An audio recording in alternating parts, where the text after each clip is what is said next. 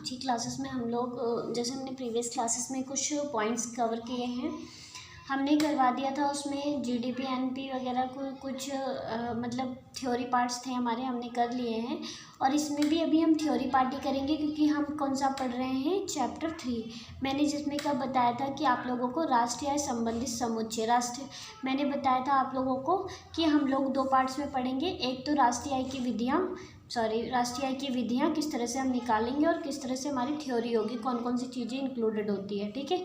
तो अब इसमें देखो हमारे क्या, आज हम अभी करेंगे थ्योरी पार्ट में हमारा एक तो हमारा यहाँ पे मैं आप लोगों को जीडीपी, ठीक है, जीडीपी मैंने उसमें जीडीपी करवा दिया, बट इसमें मैं प्रॉपर इसमें लिख दूँगी जीडीपी एमपी, ठीक है। उसके बाद NDP MP, okay.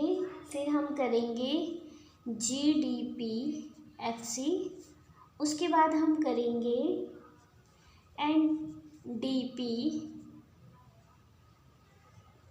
FC, okay, GDP FC NDP FC. उसके बाद हम जो करेंगे वो करेंगे हम जीएनपी एमपी, उसके बाद हमारा होगा एनएनपी एमपी, उसके बाद हमारा होगा GNPFC। अब आप लोग सोच रहे होंगे कि ये मैम ये बार बार ये क्यों लिख रही हैं। ये देखो सब अलग अलग हैं, निकालते तो हम FC हैं या NP हैं। इसमें देखो common market price, market factor cost, लेकिन जो तुम्हारे हैं ना मेन, वो तुम्हारे GDP, NDP, GDP, ठीक है, GNP और तुम्हारा NNP, ये 4 मेन होते हैं। लेकिन इसमें MP और FC दोनों लगा के क्या हो जाते हैं, चेंज हो जाते हैं। कई बार आप लोगों को ना थ्योरी पे आ जाता है लिखने के लिए, तो आप लोगों को ये बात पता होनी चाहिए। तो सबसे पहले हम क्या करेंगे, GDP MP करेंगे। इसे हम क्या बोलते हैं, gross domestic product, market price आप लिख सकते हैं, बाजार कीमतों पर सकल घरेलू उत्पाद, आप यहाँ पे लिख सकते हैं बाजार कीमत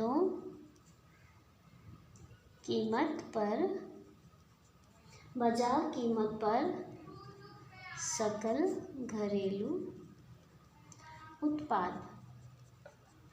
तो अब आप लोग इसको इंग्लिश में भी बोल सकते हैं, gross domestic product at market price, ठीक है। आप ऐसे लिख सकते हैं, अगर लिखना चाहें तो लिख सकते हैं, मैंने बोल दिया है।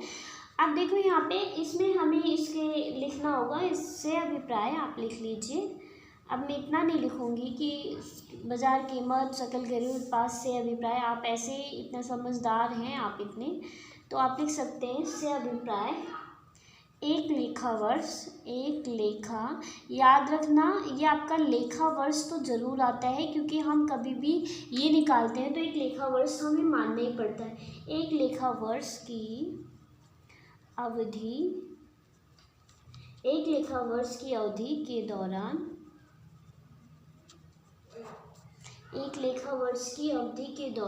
एक देश की घरेलू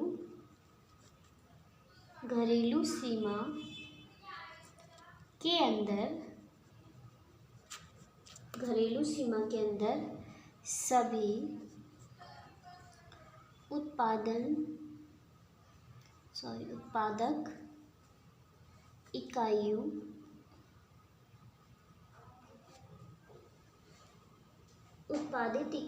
द्वारा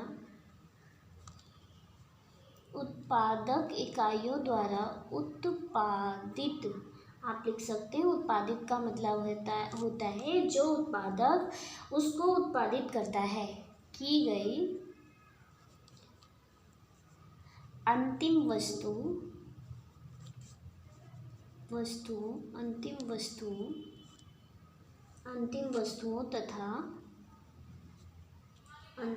तथा सेवाओं के बाजार मूल्य से है, से है, ठीक है, जिसमें मूल्यह्रास भी शामिल होता है, जिसमें मूल्यह्रास भी शामिल होता है।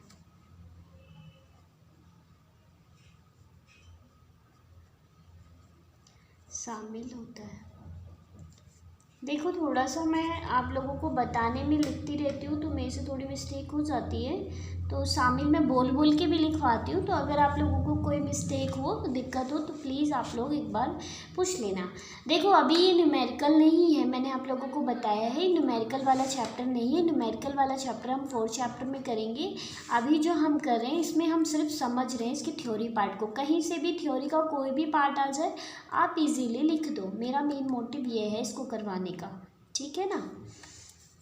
अब देखो यहाँ पे इसमें कह रहा है कि अगर हमें इसमें मार्केट प्राइस है हमारा, अगर हमें इसमें जैसे तुम्हारा क्या होगा, मूल्यह्रास भी शामिल होगा। दूसरा हम लिख लेते हैं, दूसरा हमारा कौन सा है, ये हमारा फर्स्ट है, इसको हम सेकंड मान लेते हैं। सेकंड में क्या होगा हमारा, NDP दोनों ही MP हैं, ठीक है। सिर्फ चेंज क्या होगा यहाँ पे, G और N मैंने आप लोगों को बताया था, G और N चेंज करना है। मतलब अभी हम फॉर्मूले में करेंगे, लेकिन मैं इसको बार बार रिपीट क्यों कर रही हूँ, ताकि आपके माइंड में ना ये अभी से ही सेट हो जाए, ठीक है। अब आप यहाँ पे लिख सकते हैं, इसका मतलब क्या होता है, बाजार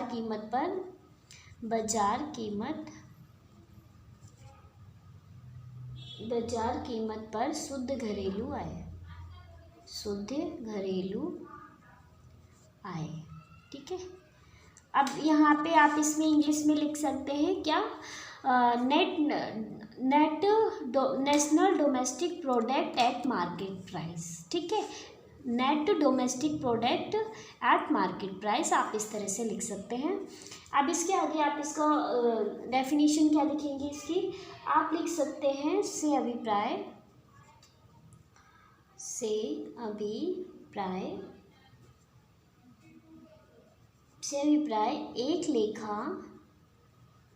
एक लेखा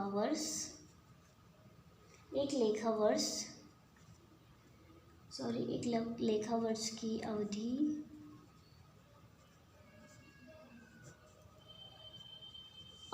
के दौरान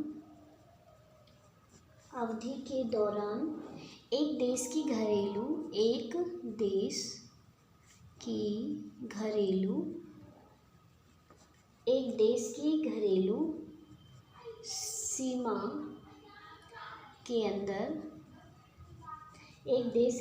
सीमा के अंदर सभी उत्पादक इकाइयों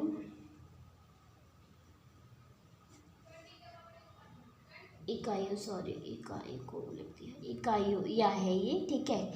आप लिख सकते हैं इकाइयों द्वारा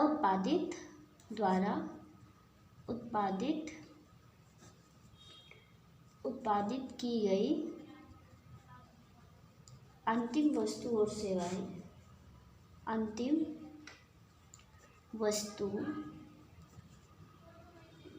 वस्तुओं एवं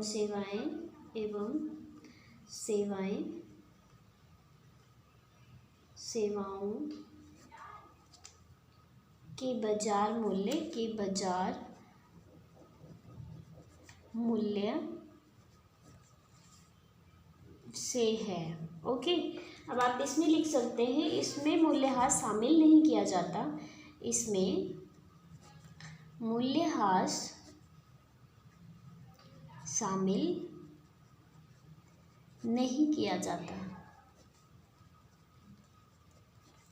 ओके। तो आप यहाँ पे इस तरह से लिख सकते हैं।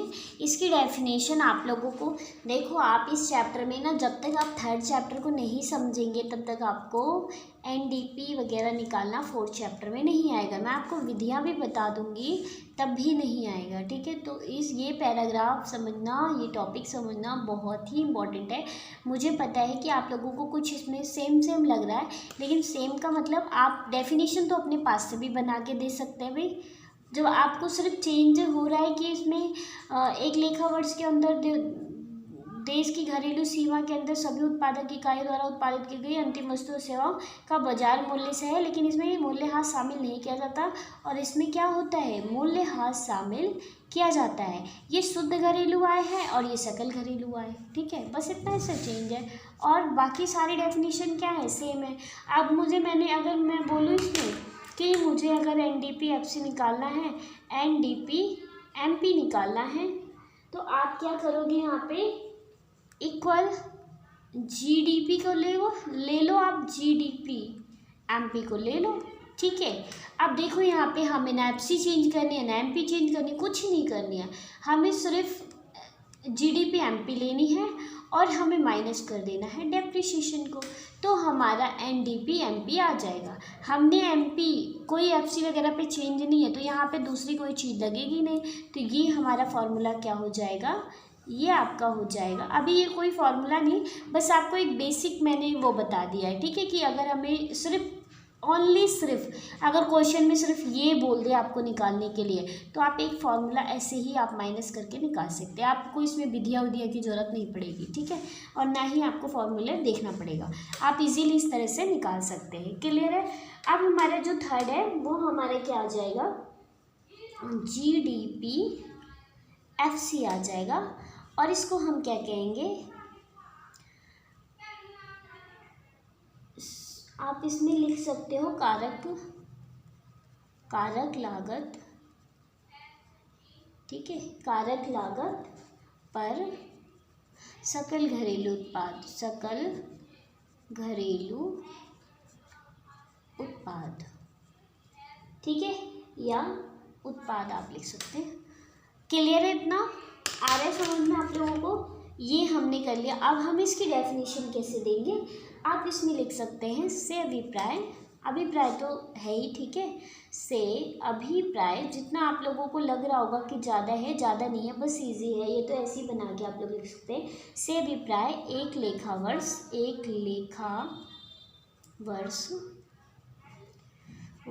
बानी है वाह। ठीक है, एक लेखा वर्ष की अवधि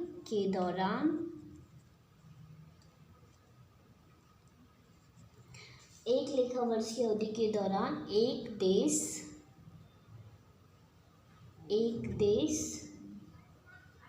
की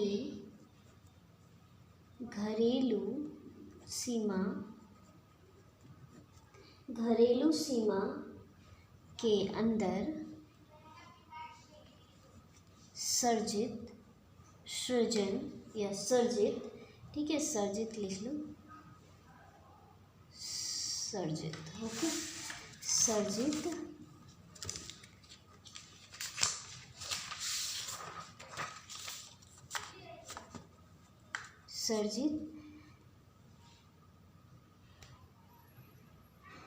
सर्जित कारक आय। ठीक है, सर्जित कारक आय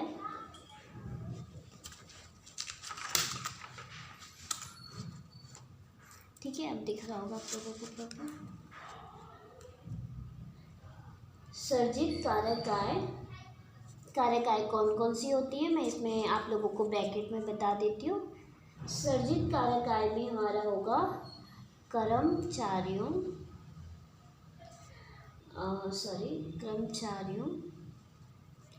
का पारिश्रमिक।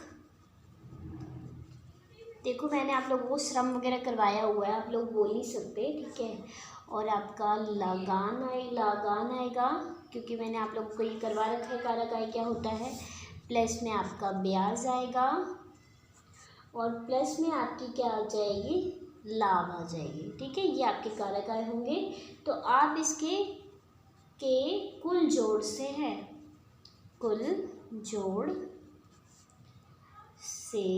है। ओके, क्लियर है।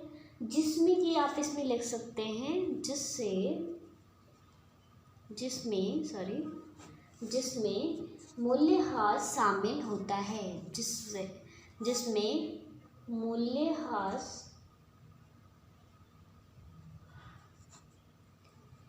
मूल्यह्रास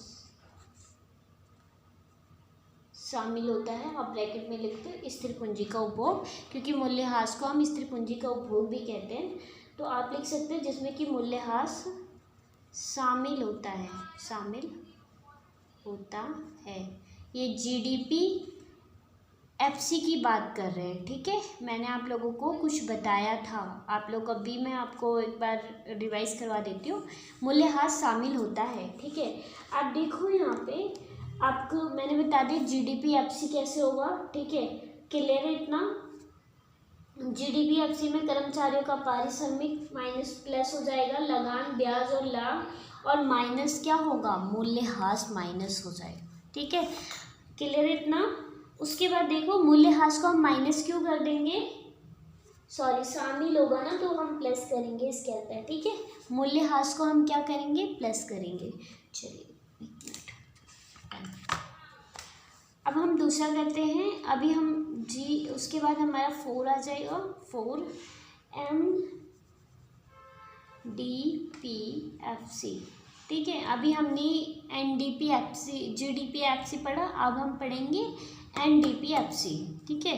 NDPFC में देखो क्या होगा, इसमें इसको हम कहेंगे कारक लागत पर शुद्ध घरेलू उत्पाद, ठीक है। ये आ गया। अब यहाँ पे आपको क्या करना होगा, आप यहाँ पे लिख सकते हैं कि से अभिप्राय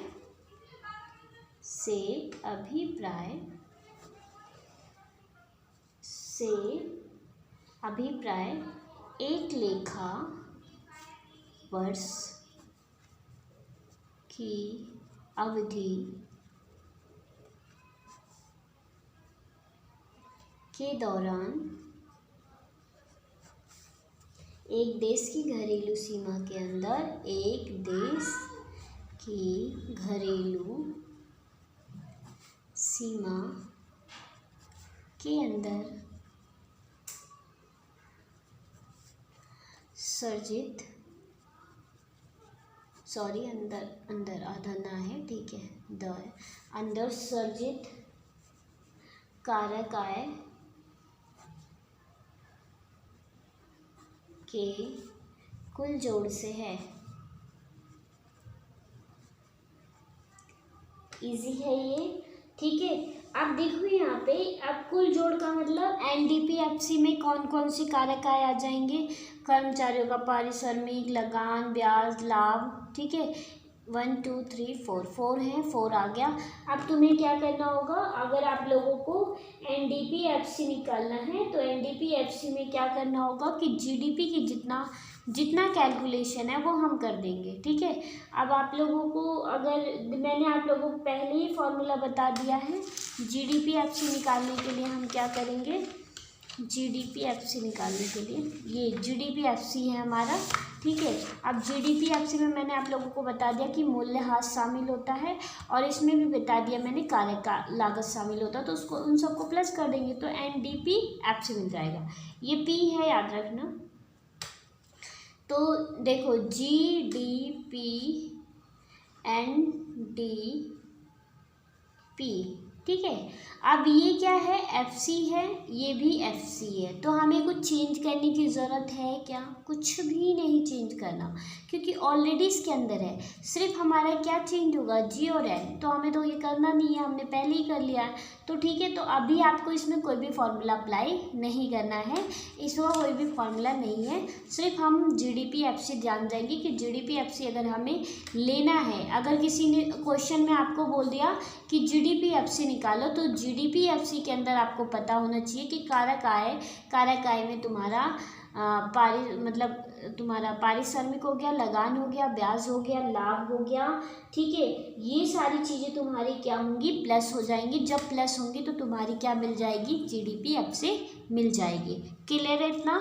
अब हमारा क्या है नेक्स्ट जो हम करेंगे आगे, अब हमारा होगा 5 इसलिए लिख रही हूँ क्योंकि मैं सबका सेम करवा रही हूँ। वैसे तो हमारे 4 ही होते हैं, ठीक है। एक तो हमारा GDPFC होता है, सॉरी GDP होता है, दूसरा जीडीपी के बाद एनडीपी होता है, तीसरा हमारा जीएनपी होता है और चौथा हमारा एनएनपी होता है। ठीक है, लेकिन इसमें एमपी और एफसी लगाने की वजह से हमारा कितना हो गया, 8 हो गया। ठीक है, तो हम इसके सारे डेफिनेशन इसीलिए पढ़ रहे हैं ताकि अगर पेपर में आ जाता है तो आप इजीली लिख सको। ठीक है, अब हम करेंगे जीएनपी। ठीक है, जीएनपी में आपका एमपी आ जाएगा। अब इसमें आप क्या लिखेंगे, इसका क्या होगा, जीएनपी की फुल फॉर्म क्या होगी भाई, जीएनपी की फुल फॉर्म होगी बाजार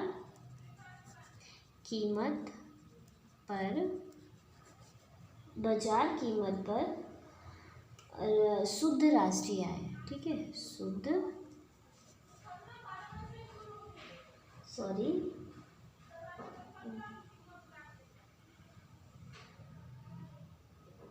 सकल राष्ट्रीय आय आएगा, सकल राष्ट्रीय, क्योंकि ये ग्रॉस नेशनल प्रोडक्ट है तो आप लिख सकते हैं बाजार कीमत पर सकल राष्ट्रीय आय। ओके, देखो यहाँ पे क्या करना होगा आपको, इसमें हमारा बोल रहा है, आप इंग्लिश में लिखना चाहते हैं तो आप लिख सकते हैं ग्रॉस नेशनल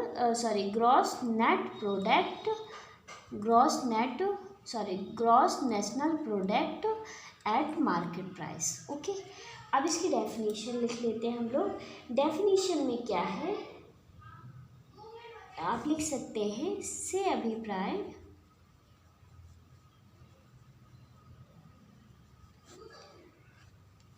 आप इसमें लिखेंगे से अभिप्राय जीडीपी एमपी तथा विदेशों से प्राप्त शुद्ध कारक आय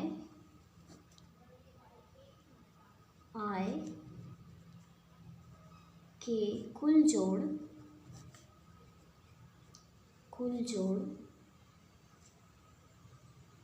से है। ओके, कुल जोड़ से है। अब यहाँ पे आप लोगों को इसमें कोई फॉर्मूला नहीं है, सिर्फ अगर हमें जीडीपी एमपी निकालना है, जीएनपी निकालना है तो हमें जितने भी हमारे शुद्ध कारक आय का मतलब होता है कि कोई टैक्स ना हो और कोई भी मूल्यह्रास ना हो, जितनी भी चीज़ें होंगी वो क्या हो जाएगी, इसके अंदर प्लस हो जाएंगी, वो सारी चीज़ें जो कि प्योर हो। ठीक है, अब हमारा नेक्स्ट क्या आ जाएगा, नेक्स्ट हमारा आ जाएगा 6 आपका एनएनपी एमपी। ओके, तो अब यहाँ पे क्या आएगा, इसमें भी आप लिख सकते हैं बाजार कीमत पर शुद्ध राष्ट्रीय उत्पाद। ठीक है, तो आप इसमें लिखो से अभिप्राय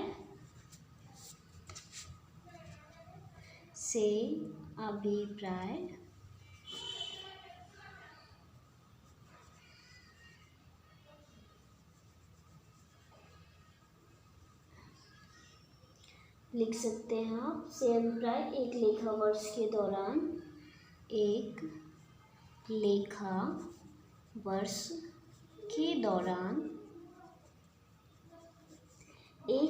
वर्ष के दौरान एक देश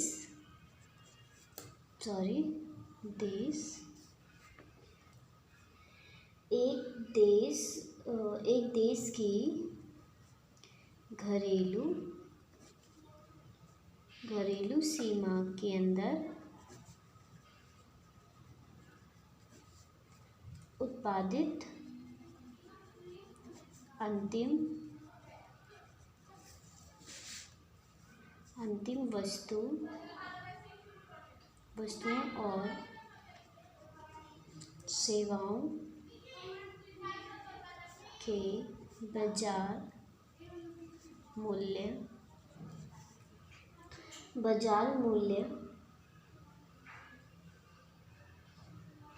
जिसमें कि हमारा मूल्यह्रास शामिल नहीं होता और तुम्हारा विदेशों से प्राप्त शुद्ध कारक आय का कुल जोड़ होता है। बाजार के मूल्य में मूल्यह्रास शामिल नहीं होता, मूल्यह्रास शामिल नहीं होता, होता, ये हाँ है, ठीक है, होता, ठीक है, नहीं होता तथा राष्ट्रीय आय शामिल, इसमें लिख सकते हैं, क्या लिख सकते हैं आप, विदेशों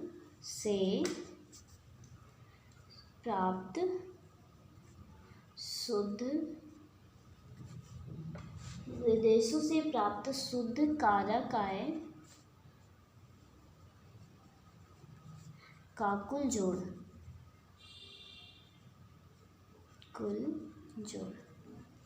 ठीक है, ये का है कुल जोड़। समझ में आया? मतलब इसमें मूल्यह्रास शामिल नहीं होता है, इसका जो भी कारक आय है उसका कुल जोड़ होता है। अब देखो तुम्हें, अगर तुम्हें NNP निकालना है तो आप लोगों को क्या करना होगा, आप लोग कर सकते हैं जैसे कि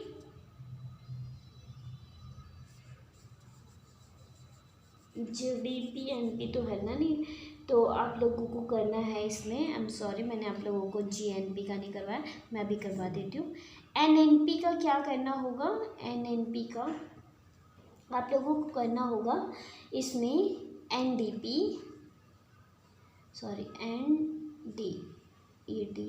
ठीक है, और PMP। जितना हमने NDP MP का पढ़ा था ना, नेशनल डोमेस्टिक प्रोडक्ट, जितनी भी मैंने बताया था कि उसमें हमारे जितने भी कारक आए होंगे उनका सर्जन का कुल जोड़, तो इसका सर्जन का कुल जोड़ प्लस में क्या आ जाएगा, विदेशों से प्राप्त शुद्ध कारक आय, विदेशों से प्राप्त शुद्ध कारक आय। देखो अब आप लोगों को क्या करना है इसमें कि अगर आप लोगों को NDP MP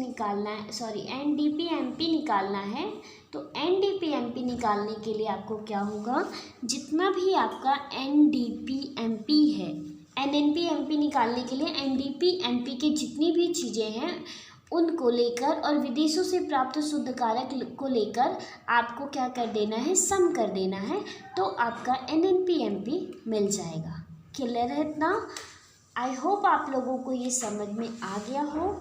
अब देखो तुम्हारे यहाँ पे मैंने ये फॉर्मूला नहीं लिखवाया, मैं थोड़ी सी जगह में इसी में कर रही हूँ, प्लीज़ आप लोग थोड़ा समझना।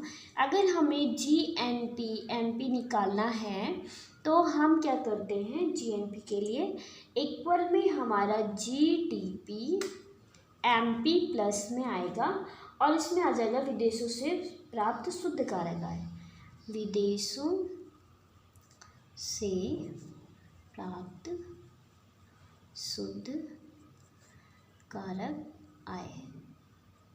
अब प्लीज़ आप लोग कंफ्यूज मत होना, क्योंकि देखो क्या है कि मेरे पास अभी जगह नहीं थी इसलिए मैंने यहाँ पे करवा दिया। आप लोगों को ये जो आपका फॉर्मूला है, ये आपका फॉर्मूला किसका है, GNP का है, ठीक है। GNP अगर हमें निकालना है तो हमें GDP MP का जितना भी टोटल होगा वो लेके और प्लस में विदेशों से शुद्ध कारक आय को प्लस करने पे हमें GNP MP मिल जाएगा MP, ठीक है। क्लियर है इतना? आई होप आप लोगों को ये भी क्लियर हो गया हो। मैं इसीलिए आपको साथ में सारी चीज़ें करवाती हुई चल रही हूँ, ठीक है। अगर अभी समझते हुए चलेंगे तो आपको ज़्यादा दिक्कत होने वाली नहीं है। अब हमारा 6 आ जाता है, उसके बाद हमारा क्या आएगा,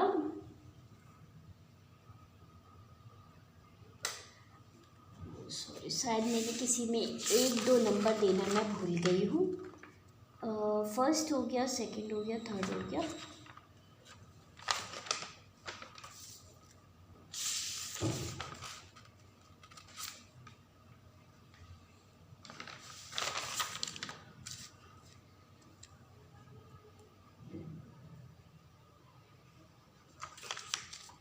ओके सॉरी, ठीक है, नहीं नंबर देना भूली नहीं हूँ, एक्चुअली मैंने सोचा होने वाला है। ठीक है, अब देखो यहाँ पे 2 अभी हमारे और हैं, तो हमने क्या क्या कौन सा निकाल लिया, GNP MP निकाल लिया, NNP MP निकाल लिया। अब हमारा 7 जो होगा 7, वो अब हमारा क्या आ जाएगा, GNP FC आ जाएगा।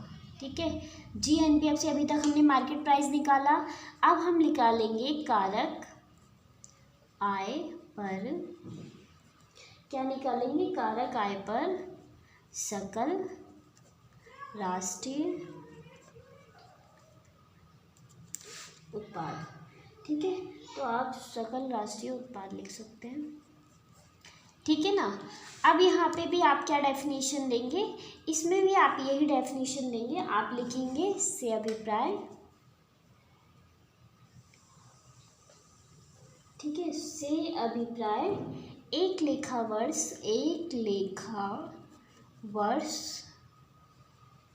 वर्ष के दौरान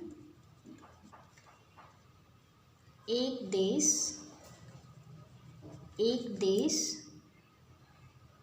उसके बाद लिख सकते हैं एक देश की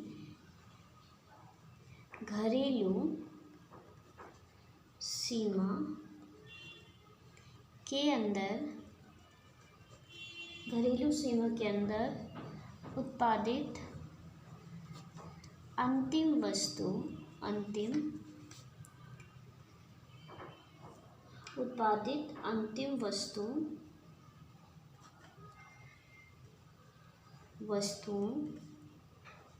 वस्तुओं तथा सेवाओं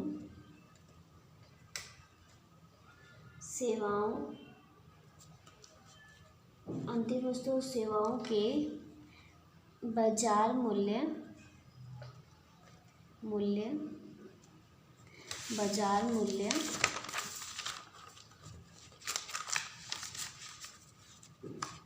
ठीक है,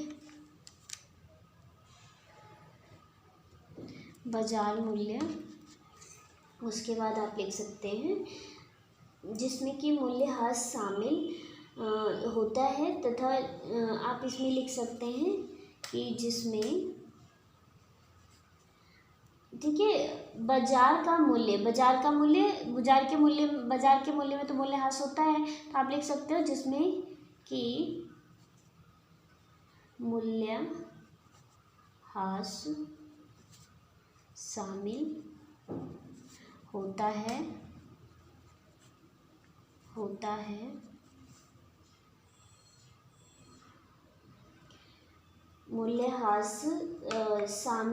है और आप लिख सकते हैं तथा कारक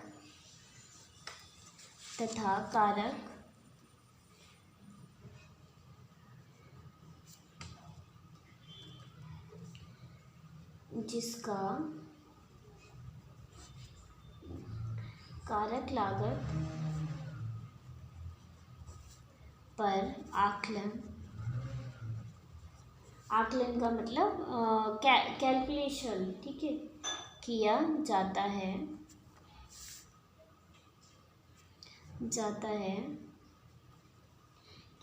है और इसमें लिख सकते हो कि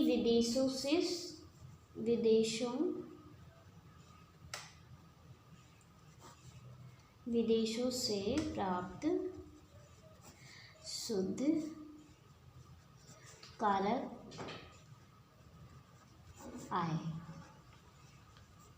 का जोड़, याद रखना जोड़ है, जिसमें भी एफसी निकालने को बोलेंगे उसमें हमें तो शुद्ध कारक आय को तो इंक्लूड करना ही करना है। ठीक है, याद रखना। नेशनल की बात करें तो नेशनल पे जो हमारा टैक्स वगैरह विदाउट टैक्स होता है और सारी चीज़ों को हम कैलकुलेट करते हैं। क्लियर है इतनी बात। अब देखो यहाँ पे क्या करना है, अब इसमें हमें ये निकालना है, क्या निकालना है, GNP-FC निकालना है। तो GNP-FC निकालने के लिए GNP-FC निकालने के लिए आपको क्या करना होगा, GDP-FC प्लस में हमें जो हमारा NFI है, विदेशों से प्राप्त शुद्ध कारक आय, आप यहाँ पे NFI भी लिख सकते हैं, NFIA। इसको क्या करना होगा, हमें प्लस करना होगा और हमारा क्या मिल जाएगा। कई बार आपको क्वेश्चन में ना ज़रूरी नहीं है कि आप लोगों को मेथड ही पूछें, आय व्यय विधि ही पूछें, आपको एक या दो क्वेश्चन का भी निकालने को बोल देता है कि भाई मुझे GNP/FC निकाल के दिखाओ, GDP/MP निकाल के दिखाओ, ऐसे बोल देते हैं क्वेश्चन में। ठीक है, तो आप लोगों को ना ये पता होना चाहिए, तो आप लोग इजीली निकाल लोगे। क्लियर है। और जो मेन है ना, मैंने सारी चीज़ें आपको करवा रखी है।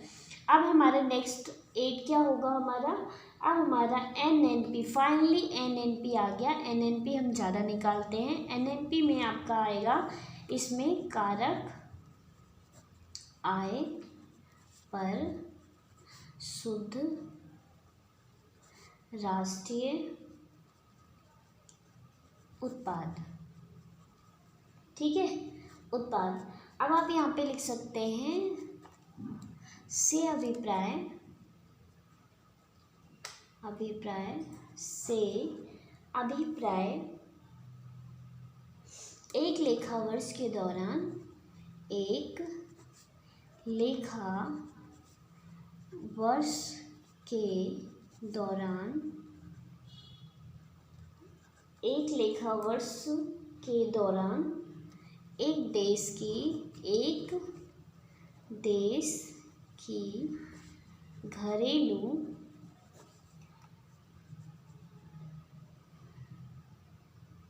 की घरेलू सीमा के अंदर उत्पादित अंतिम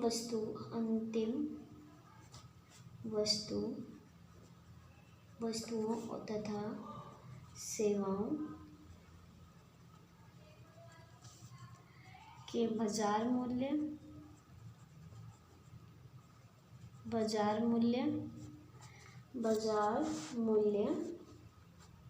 जिसमें कि मूल्यह्रास शामिल नहीं होता। आप लिख सकते हैं मूल्यह्रास शामिल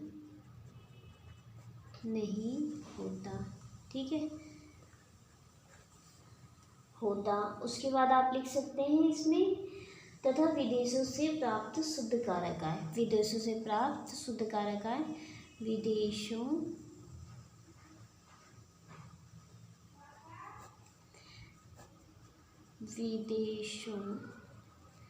से प्राप्त शुद्ध कारक आय। ठीक है, अब देखो शुद्ध कारक आय का कुल जोड़ है। अब यहाँ पे हमें क्या करना होगा, अगर हमें क्या निकालना है, NNP/FC निकालना है। ठीक है, अब हम बात करते हैं NNP/FC निकालने के लिए। तो हमें अगर NNP/FC निकालना है, NNP/FC, ओनली सिर्फ NNP/FC, किसी मेथड की बात नहीं कर रहे हम। ठीक है, हमें NNP/FC निकालना है, तो हम NDP, हमने ये चीज़ें पढ़ ली है। ठीक है, कंफ्यूज मत होना बिल्कुल भी। पीछे की प्रीवियस की वीडियो में आप लोग देखेंगे तो आप अभी मैंने NDP/FC मैंने प्रीवियस क्लासेस में बताया हुआ है, MP से FC पे कैसे आए। ठीक है, FC से MP पे कैसे जाए, मैंने सारी चीज़ें बता रखी है। मैं यहाँ पे FC छोटा सा लिख दे रही हूँ। ठीक है, थोड़ा गलत हो गया। क्लियर है। अब यहाँ पे प्लस कर देंगे NFIA। क्लियर है ना भाई।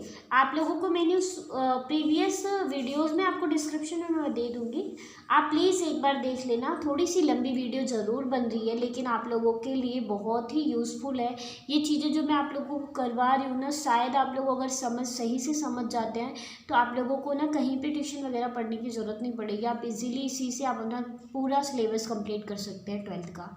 ठीक है ना। और मैं आपको आगे भी बहुत सारे वीडियोस बना के देती रहूँगी, ऐसा नहीं है कि इको का सारा सिलेबस करवा के। अगर आप लोगों को लगे किसी अनदर सब्जेक्ट में कोई दिक्कत है, डाउट है, तो आप लोग मेरे से प्लीज़ पूछ लें एक बार। ठीक है, काफ़ी लंबी वीडियो हो गई है, लेकिन आपको ये बहुत यूज़फुल चीज़ें मैंने बता रखी है। NNP-FC निकालना है, सिर्फ किसी मेथड का यूज़ नहीं करना है। तो NDP मैंने अभी पीछे मैंने आप लोगों को NDP करवा रखा है, ये देखो NDP MP, और NDP-FC भी हमने करवा रखा है, NDP-FC भी करवा रखा है। एक मिनट वेट, ये रहा आपका NDP-FC, ये रहा NDP-FC। ठीक है, तो NDP-FC को क्या करना होगा, हमें प्लस करना होगा NFI से। तो NDP-FC के अंदर कौन कौन सी चीज़ें इंक्लूडेड थी, मैंने आप लोगों को बताई थी कि कौन कौन सी चीज़ें इंक्लूडेड थी इसके अंदर। इसमें जितने भी आपका क्या है कि इसके अंदर सर्जित कारक आय जितने भी है ना, कारक आय मैंने आपको बता रखा है कौन कौन से हैं, वो सारे सभी का जोड़ और हमारा NFI इसका प्लस कर देंगे तो तुम्हारा क्या मिल जाएगा, NNP-FC निकल जाएगा। अभी तो हमने कोई आपको फॉर्मूला नहीं बताया है, ये चीज़ें सिर्फ हम थ्योरी की कर रहे हैं। ठीक है, इतना आप लोग ज़रूर कर लेना जितना मैंने करवा दिया है। अगर आप लोगों को कोई डाउट हो तो प्लीज़ कमेंट बॉक्स में मुझे कमेंट करके ज़रूर बता दें।